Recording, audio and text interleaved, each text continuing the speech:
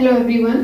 तो आज हम अपना कंटिन्यू करेंगे उसी से फॉरेन की से, क्योंकि लास्ट लेक्चर में मैंने आपको कीज का इंट्रोडक्शन दिया था और सिर्फ प्राइमरी की समझाया था कि प्राइमरी की कैसे हम डिक्लेयर करते हैं जब हम डेटाबेस क्रिएट करने जा रहे हैं। ठीक है, तो ये ईआर मॉडल के बाद मैंने ये बताया था कि टेबल्स में कैसे कन्वर्ट करते हैं, तो वो भी आपको समझ आ गया होगा कि अगर आपके सामने कोई ईआर डायग्राम दिया जाए और ये पूछा जाए कि इसको टेबल्स में या रिलेशनल में कैसे कन्वर्ट करेंगे, तो वो आपको बताया था। प्लस प्राइमरी की कैसे सेलेक्ट करेंगे, कैसे डिक्लेयर करेंगे, वो बताया था।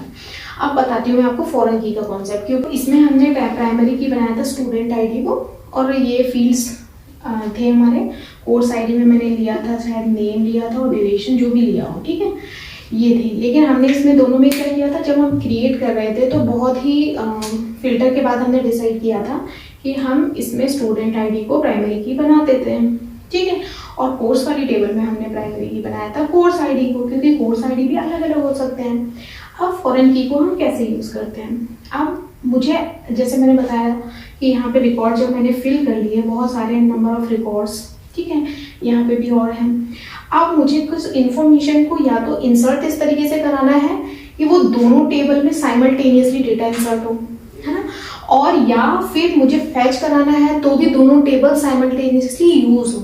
यानी कि मैंने अगर एक स्टूडेंट का आईडी 003 है, ठीक है, इसकी सारी इंफॉर्मेशन के साथ साथ इसने किस कोर्स में एडमिशन लिया था, मान लो इसने आईटी में एडमिशन लिया था, 3 ईयर का ड्यूरेशन था, कोर्स आईडी इसका उस समय हो सकता है 131 हो।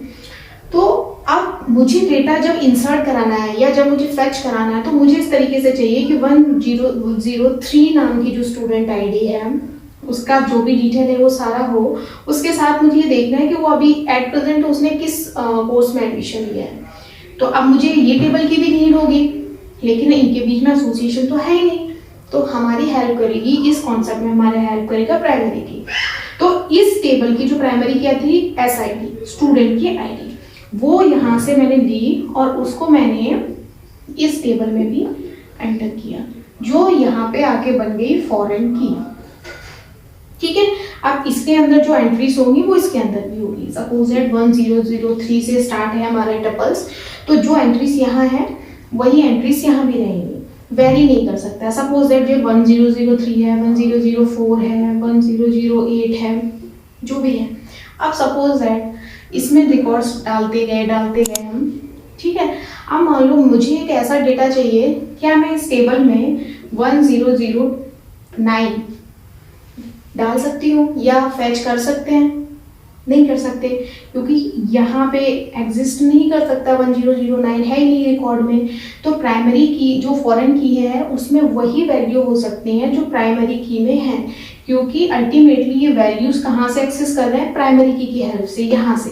तो इसकी रिकॉर्ड में वही शो होगा जो प्राइमरी की में है। हम फॉरेन की में अपनी मर्जी से कुछ भी एडिशन या डिलीशन नहीं कर सकते। यानी कि इसमें अगर कोई भी रिकॉर्ड हमें इंसर्ट करना है तो ऐसा नहीं हो सकता मैंने इस टेबल में इंसर्ट कर दिया और इसको छोड़ दिया, तो नहीं कर सकते। हमें पहले उसको यहाँ इंसर्ट करना पड़ेगा, तब जाके वो यहाँ पे रिफ्लेक्ट होगा, ठीक है।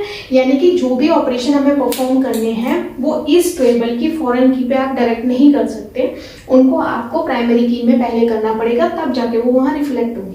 यानी कि वो रिकॉर्ड जो यहाँ एग्जिस्ट ही नहीं कर सकता उसको आप वहाँ पे ना फैच कर सकते हो और ना वहाँ से ऐड कर सकते हो, ठीक है। तो फॉरेन की का मतलब ही ये था कि इन दोनों का एसोसिएशन क्रिएट करने के लिए हमने यूज किया।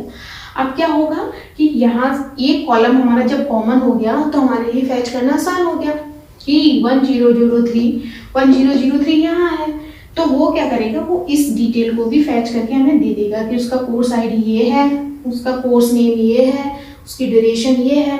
ये तीनों चीजें मुझे इस टेबल से मिल जाएंगी with the help of this foreign की, ठीक है। और बाकी रिमेनिंग डिटेल तो मुझे यहाँ से मिली जाएंगी इस टेबल से। तो इसमें क्या होता है, जो क्वेरी लिखने का तरीका होता है वो चेंज हो जाता है, जो मैं अभी आपको एसक्यूएल वगैरह में बताएंगे कि क्वेरी कैसे लिखना है। लेकिन क्या होगा, फैच करना या इंसर्ट करना आसान होता है। जब आप कोई भी रिकॉर्ड इंसर्ट कर रहे हो, जब वो कोई स्टूडेंट आया तो कई बार आपने रजिस्ट्रेशन फॉर्म देखा होगा, उसमें क्या होता है, बहुत सारी डिटेल होती है। आपकी पर्सनल डिटेल के साथ साथ आपकी एजुकेशनल डिटेल भी होती है कि आपने किस कोर्स में इनरोल किया है, आपने कितना ड्यूरेशन का कोर्स लिया है, आपने बीटेक में लिया है, बीटेक किस ब्रांच में लिया है, सीएसआईटी में लिया है, मैकेनिकल में लिया है। तो आप क्या करते हो, आपके सामने जब वो फॉर्म फॉर्मेट में खुलता है वेबसाइट पे, तो आप उसमें डिटेल फिल करते जाते हो। लेकिन वो जो जब आप सबमिट करते हो तो वो जो डिटेल होती है वो कई बार हो सकता है एक से ज़्यादा टेबल में एंट्री उनकी हो रही हो, क्योंकि पर्सनल इन्फॉर्मेशन के लिए हो सकता है मैंने एक अलग टेबल क्रिएट करके रखी हो, उसकी एजुकेशनल इन्फॉर्मेशन के लिए मैंने अलग टेबल क्रिएट की हो। लेकिन जब आप सबमिट कर रहे हो तो वो डेटा आपके हिसाब से वो सारा का सारा एक बार में इंसर्ट हो रहा है। तो इंसर्ट करने के लिए वो जो फॉर्म हमने बनाया था उसको यही ध्यान में रख के बनाया था कि उसका डेटाबेस में जब वो सबमिट हो तो एक टाइम में जो एंट्रीज हो वो दोनों टेबल में परफॉर्म हो। यानी कि 1003 नाम का जो स्टूडेंट है तो उसकी पर्सनल इन्फॉर्मेशन तो पर्सनल टेबल में चली जाए, और जैसे ही वो 1003 को देखे कि हाँ 1003 मेरा इसमें प्राइमरी की तरह एग्जिस्ट कर रहा है, तो उसकी बाकी कोर्स की डिटेल वो कोर्स की टेबल में चली जाए। तो फॉरेन की का सिर्फ इतना इम्पॉर्टेंट यूज ये होता है कि आप क्या कर सकते हो, एक टेबल की जो प्राइमरी की होती है वो दूसरी टेबल के लिए एज ए फॉरेन की वर्क करने लगती है ना। अब ऐसा जरूरी नहीं है कि स्टूडेंट आईडी ही वहाँ जाके फॉरेन की बन सकता है, ऐसा कोई ज़रूरी नहीं है। हो सकता है यहाँ से जो आपका कोर्स की आईडी है वो इस टेबल में एज ए फॉरेन की तरह वर्क करने लगे, आप उसको यहाँ पे एज ए फॉरेन की यूज़ कर सकते हो इस टेबल में, है ना। बात वही है कि तो क्या होगा, इसमें ये फॉरेन की बन गई तो यहाँ से ये पूरा रिकॉर्ड को फैच करने में आपको हेल्प कर सकती है। ऐसा ये रूल नहीं होता कि फर्स्ट आपने जो टेबल क्रिएट की है वही उसी की प्राइमरी नेक्स्ट टेबल में फॉरेन की बन सकती है, ऐसा कुछ नहीं है। आपको मेन ये देखना है कि जो मैंने प्राइमरी की बनाई है, हाँ लेकिन बस एक इंपॉर्टेंट चीज यही होती है कि फॉरेन की तरह वर्क वही की कर सकती है जिसको इनिशियल लेवल पे हमने क्या बनाया है, प्राइमरी की। जैसे कि मान लो मैंने इसको प्राइमरी की बनाया था ना, तो फॉरेन की तरह रिएक्ट वही करेगा। एस आईडी अगर प्राइमरी की है तो फॉरेन की स्टूडेंट आईडी ही बन सकती है। अब आप बोलो कि नहीं डेट ऑफ बर्थ को बना देती हूँ मैं फॉरेन की क्योंकि इस टेबल में तो है ही वो, ऐसा नहीं होता। फॉरेन की वही होता है जो प्राइमरी की है वो दूसरी टेबल में जब जाती है तो वो फॉरेन की तरह एक्ट करती है, ठीक है। बाकी एट्रीब्यूट को आप किसी कोई फॉरेन की नहीं बना सकते। प्राइमरी की एक्सचेंज हो सकती है, इस टेबल की प्राइमरी की इसमें फॉरेन की तरह वर्क कर सकती है, इस टेबल की जो प्राइमरी की है वो इस टेबल में एज ए फॉरेन की काम कर सकती है, ठीक है। लेकिन बाकी अदर जो एट्रीब्यूट या जो हमारे कैंडिडेट्स की तरह जो मैंने अभी आपको बताया था कॉन्सेप्ट, भले वो कैंडिडेट की हैं लेकिन वो फॉरेन की तरह एक्ट नहीं कर सकते। यानी कि जिसको मैंने प्राइमरी की बनाया है बस वही उसी को यूज कर सकती हूँ जब मैं फॉरेन की का कॉन्सेप्ट यूज कर रही हूँ, ठीक है।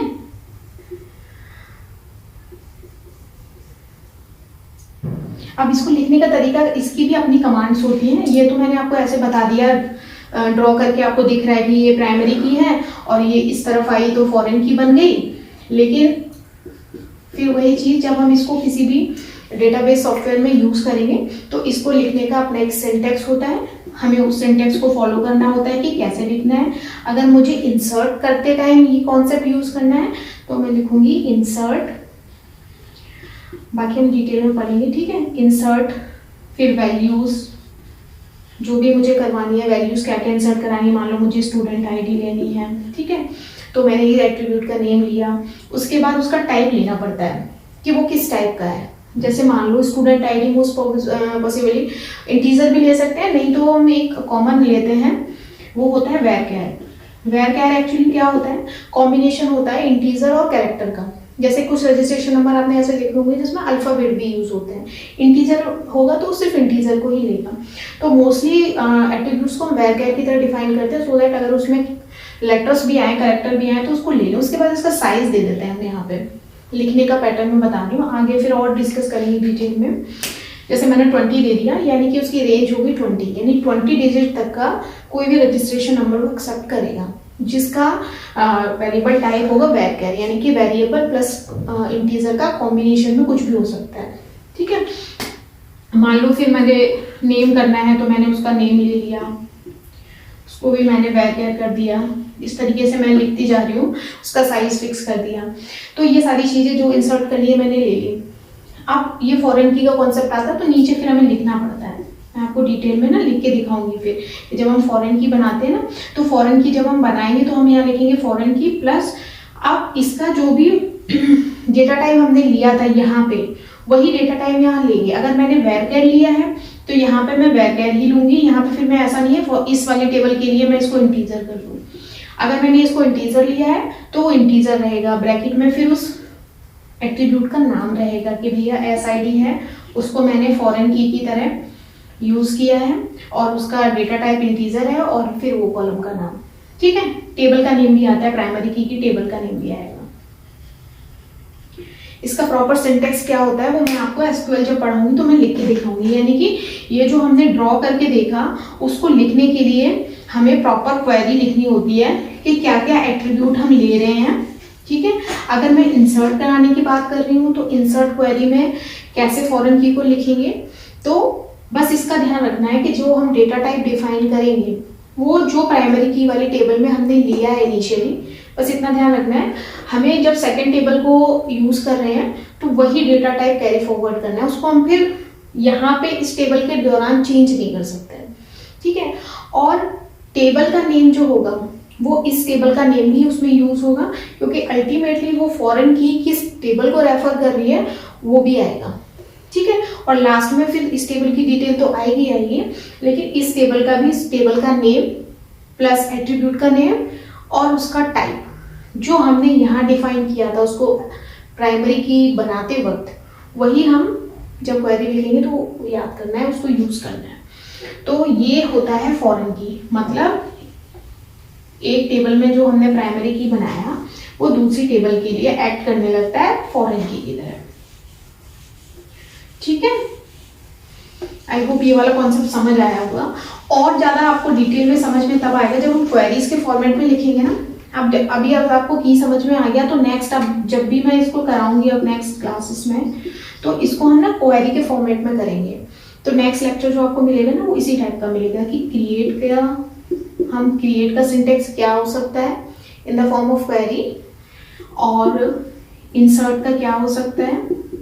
क्रिएट का मतलब आपको पता चल रहा होगा, जैसे नेम से ही क्रिएट का मतलब क्या होता है कि आपको स्ट्रक्चर में किस नाम का टेबल क्रिएट करना है। ठीक है, तो इसका फॉर्मेट ये होता है, को पता होगा। सबसे पहले तो जब हम जैसे SQL की बात करें तो सबसे पहले हमें डेटाबेस का नेम देना होता है, वो टोटली अलग होता है। जैसे मान लो मैंने स्टूडेंट डेटाबेस का नाम दे दिया, जो भी देना है, जैसे मान लो मैंने स्टूडेंट दे दिया, तो टेबल का नाम फिर हमें चेंज करना पड़ेगा। और जो टेबल्स आपको शो होंगी ना, वो टेबल्स आपको शो होंगी डेटाबेस के अंदर। डेटाबेस आपको ऊपर शो होगा ग्राफिकली, जब आप देखोगे तो ऐसे आपको एक डेटाबेस का सिंबल शो होगा, साइड में आप प्लस लगा होगा। जब आप इसको क्लिक करोगे ना तो इसके नीचे फिर आपको टेबल्स शो होंगी। वो शो तब होंगी जब आपने बनाई होंगी, जब तक आपने नहीं बनाई होंगी आप प्लस पर क्लिक करोगे नीचे डिटेल नहीं दिखेगी। ठीक है, ये मैं वैसे उसका ग्राफिकल व्यू दिखा रही हूँ आपको। तो क्रिएट होगा सबसे पहले, आप डेटाबेस के लिए एक स्ट्रक्चर क्रिएट हो गया, यानी कि एक ब्लैंक टेबल क्रिएट हो गई। ब्लैंक टेबल क्रिएट हो गई, उसके लिए जब वो क्रिएट करें तो आपको उसको क्या क्या चीजें देनी पड़ेंगी। एक तो आपको उसका टेबल का नेम बताना पड़ेगा कि आप इस एंटिटी के रिगार्डिंग टेबल क्रिएट कर रहे हो। उसके साथ साथ आपको उसको ये भी बताना पड़ेगा कि ये जो टेबल आपने क्रिएट की है इसमें एट्रीब्यूट्स क्या होंगे, यानी कि उस टेबल के एट्रीब्यूट्स, उसकी प्रॉपर्टीज क्या क्या होंगी। ठीक है, उसके बाद उसका सब बाकी आपको क्वेरी में लिख के मैं बताऊंगी कैसे डेटा टाइप देना है, क्या करना है। जब आपका स्ट्रक्चर क्रिएट हो गया, जब आपके पास आपकी टेबल का स्ट्रक्चर क्रिएट हो गया, उसके बाद आपने भी उसको एट्रीब्यूट भी बता दिए कि ये एट्रीब्यूट्स लेने। एट्रीब्यूट्स कहाँ फिल होते हैं, कॉलम्स में। स्कीमा वाला कॉन्सेप्ट में जरा विजुअलाइज करो, याद आ जाएगा। ये हमारे क्या आएंगे, एट्रीब्यूट्स।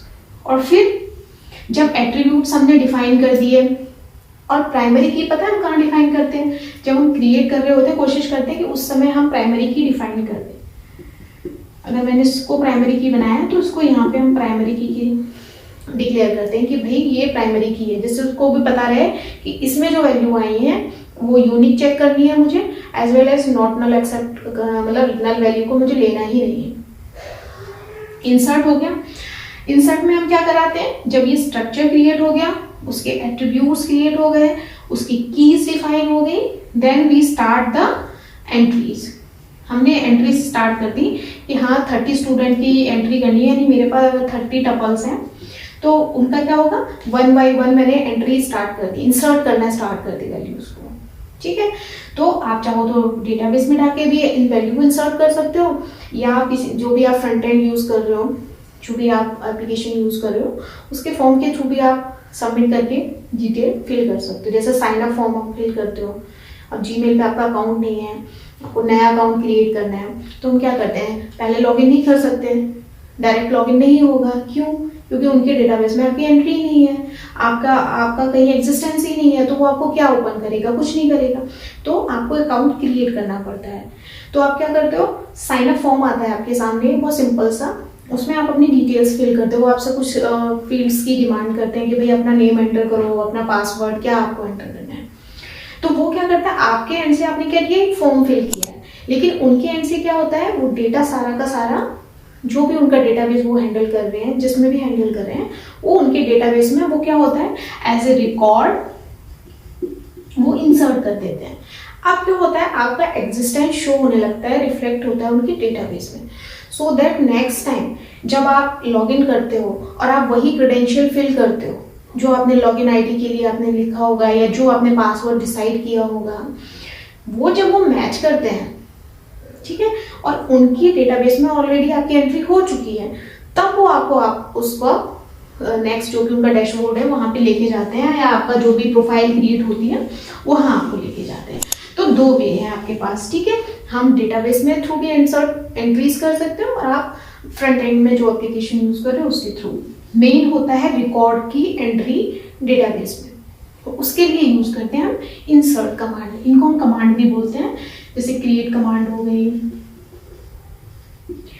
इंसर्ट कमांड हो गई, और एक इसमें होता है हमारा अपडेट, जो हम एडिट करते हैं ना, अपडेट। जैसे कोई नया रिकॉर्ड आ गया या कोई भी एंट्री है जिसको मुझे अपडेट करना है, चेंज करना है, तो हमें अपडेट क्वेरी रन करनी पड़ेगी। वो हमें लिखना पड़ता है पर्टिकुलर कि अपडेट, पूरा का पूरा डेटाबेस तो अपडेट नहीं कर रहे हो आप, है ना। हम क्या अपडेट करते हैं, पर्टिकुलर कोई एट्रीब्यूट या कोई कॉलम में हमें कोई चीज अपडेट करनी है।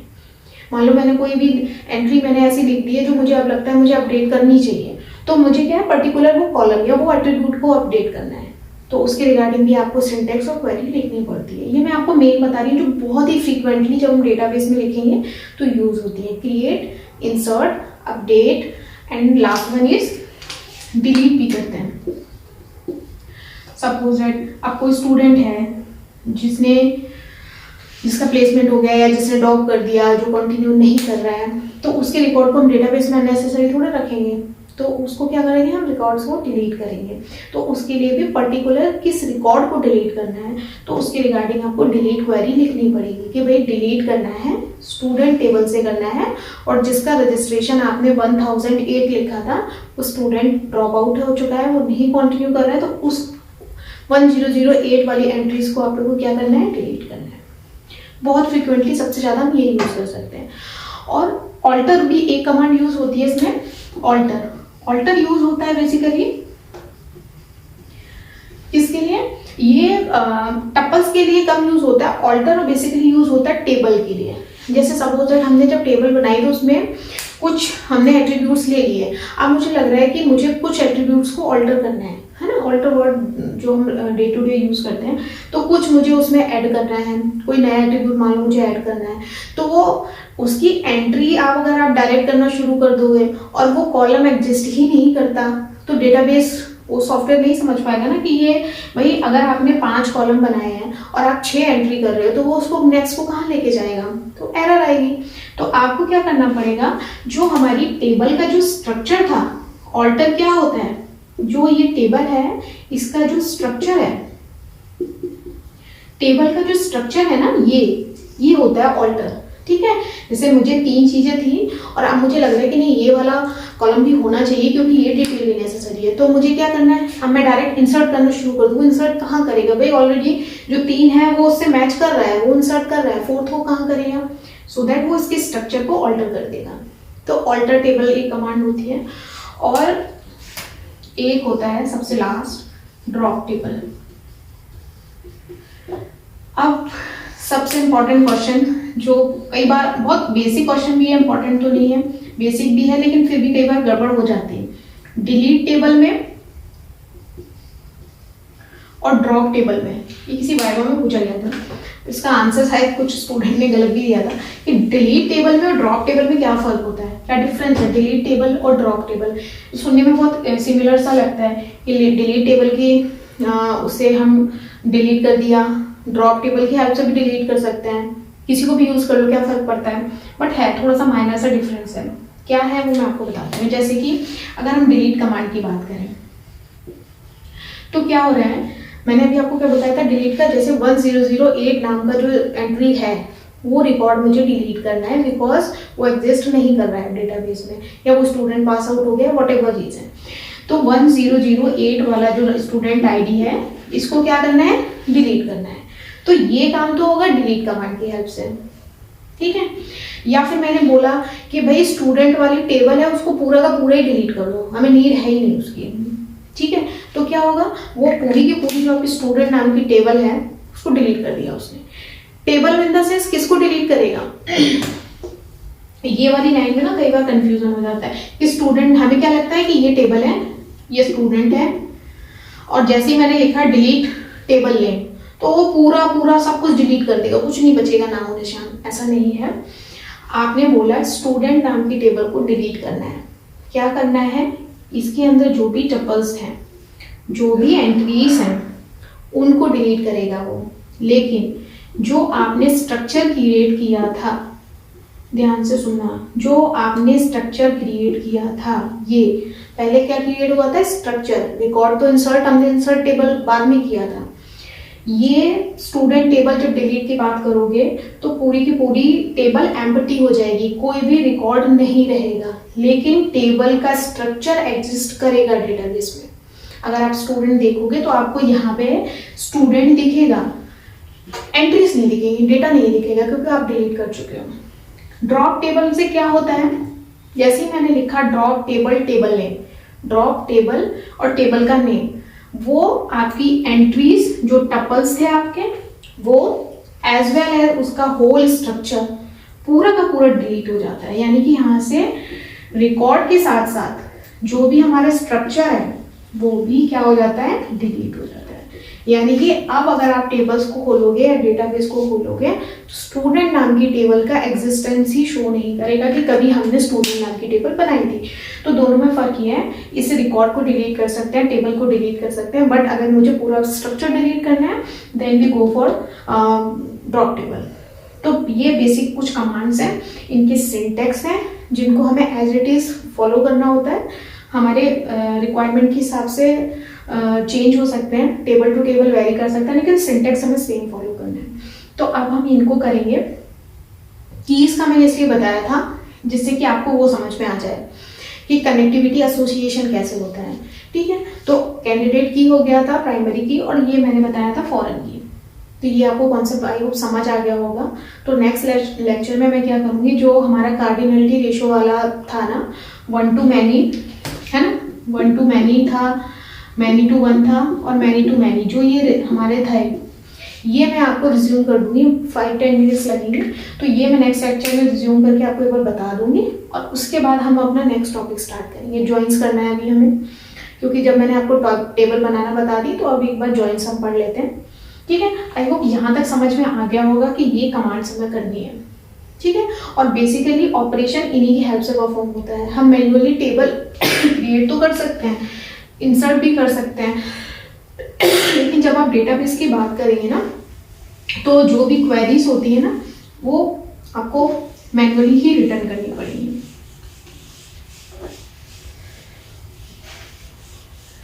So thank you so much for watching. Next lecture में हम इसके आगे कंटिन्यू करेंगे। Thank you so much all of you.